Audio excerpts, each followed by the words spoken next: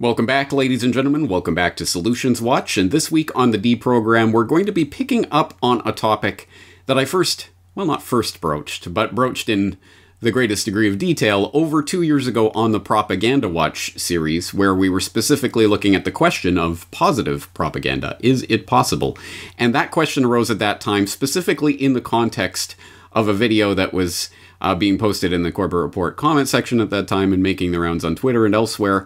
Specifically, the Cancer Schmancer Be the Change sizzle, which was an attempt to put together one of those corporate poppy, feel-goody kind of propaganda videos that we have become all too common, especially when celebrities get together to raise funds for this or that cause, but in the service of an actually worthy cause, not in line with big pharma and big food and all of these industrial lobbies, but in the service of actual human health, which is particularly interesting in the context of the last year and a half, specifically talking about the toxins and pesticides and chemicals and genetically modified organisms that are increasingly finding their way into our environment and our food supply, and specifically the effect that they are having on our developing children's bodies, on their susceptibility to cancer, etc. And so I did introduce that in that Propaganda Watch episode a couple of years ago, and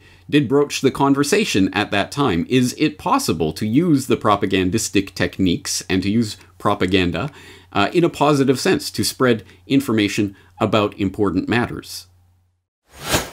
I've broached this subject here on Propaganda Watch and on my other work over the years, but it is a question that I keep coming back to. Is there such a thing as positive propaganda? I've talked about the ways that manipulators and social engineers, would-be social engineers, have for at least a century now studied in precise detail how to manipulate humans' emotional responses and their non-rational limbic brain system in order to provoke them towards this behavior or towards that opinion.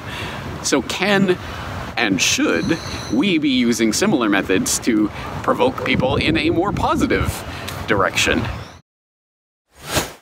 So I think it's time to reintroduce this conversation, and this time not in the context of Propaganda Watch, but in the context of Solutions Watch, and not looking or thinking about it in a theoretical way, but looking at ways that people, activists, not waiting to take orders from headquarters, are already out there trying to shape and change the public conversation for the better by using Antiganda. Let's just use that term. I'm sure it's been used before, and I'm sure it's associated with movements and things that I'm not necessarily meaning to associate this with, but I'm using that term advisedly, specifically because I'm sure there are many examples of this, especially during this COVID hysteria era, but one that immediately springs to mind and to my attention via my inbox was Cherry B, an activist who is posting her work to Twitter under the Antiganda hashtag, and if you do follow that hashtag or look at the Cherry B Twitter account, you will see examples precisely of this type of positive propaganda, specifically in this case taking the form of stickers or leaflets or things that can be printed out and posted up around town.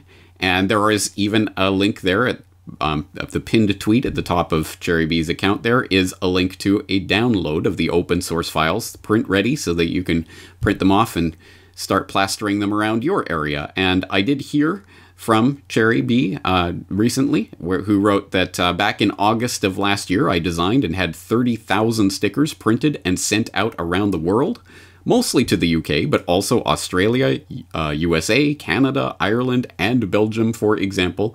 To my knowledge, they were the first of many resistance stickers in the UK. So hats off to Cherry B for getting out there, doing something, inserting herself into the conversation, and in an interesting way. And I'll get Brock to show some of the examples of these, not only the stickers themselves or the posters, but how they are being affixed to various objects and recontextualizing things out there in the public space in the UK and elsewhere. Excellent, great. Okay, it's obviously, like everything else I discuss on Solutions Watch, this is not the silver bullet that's going to solve everything, but it, at the very least, can be a conversation starter, and it could be the thing that starts someone thinking about the situation in a different way. So hats off to everyone out there who is attempting to do this, and as I say, I'm sure there are many examples of people out there trying to do this. And just off the top of my head, one that should be, I think, obvious to any Corbett Report devotees, of course, Ernest Hancock, who I talk to every Wednesday/Thursday, depending on what side of the dateline you're on Declare Your Independence. And we've talked before, for example, about his effort that he's ongoing right now to not only make signs and put them up as he travels across the USA in his love bus, but also to teach activists how to do that, how to design and how to print massive amounts of signs and how to put them up effectively. He's doing that wherever he goes, the Johnny Appleseed, spreading these ideas around. And he should know a thing or two about that, having been the person who designed the famous Lovolution logo for the Ron Paul 2008 Lovolution that Russell Brand later tried to copyright, interestingly enough. But yeah, so he is doing that type of activism and spreading those messages around in the US, and I think with some really thought-provoking signs.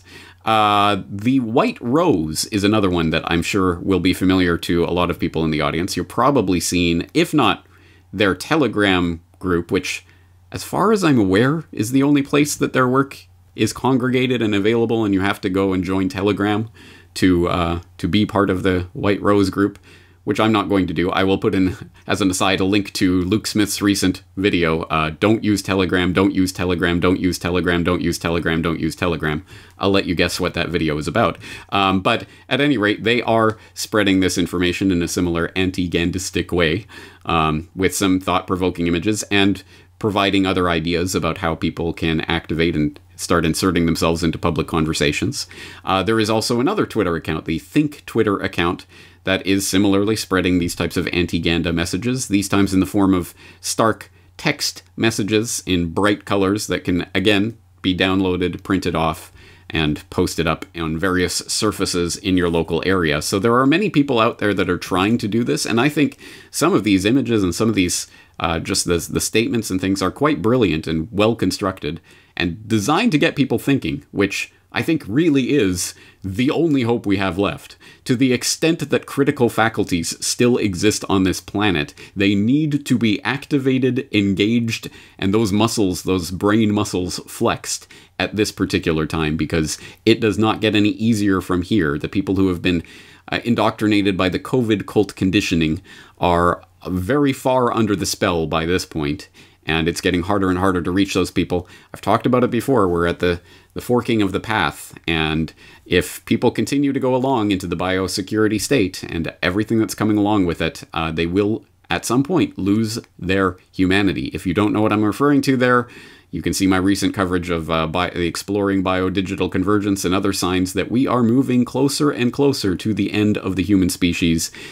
The last thing that we have left is our critical faculties. They need to be activated, and once again, this is no silver bullet. It's not going to change the world overnight, but this is something that you can actually physically do to start changing the conversation in your local area and hopefully provoking some thought and maybe even generating some discussion amongst people in your area. So anyway, I will leave the resources, of course, to all of these ideas in the show notes for this edition of Solutions Watch, but as always, I invite the participation of everyone out there. If you know of any other good resources along these lines, please do leave them in the comments or show notes. And also, don't wait for orders from headquarters. Take your cue from activists like Cherry Bee and others who self-activate and just decide to go out there and do it because you have a good idea. Please do that. And if you have a way of sharing that with others, then of course, share it, spread it, let other people copy your work if that's the way to activate people. So anyway, I just wanted to highlight this particular idea today, and we'll use the name Antiganda for the purposes of this video, but I think you understand the deeper meaning of what this is about and how it can be used. Anyway, I'm looking forward to seeing what other examples of this you guys can dig up, and until next time we speak, I'm James Corbett of CorbettReport.com.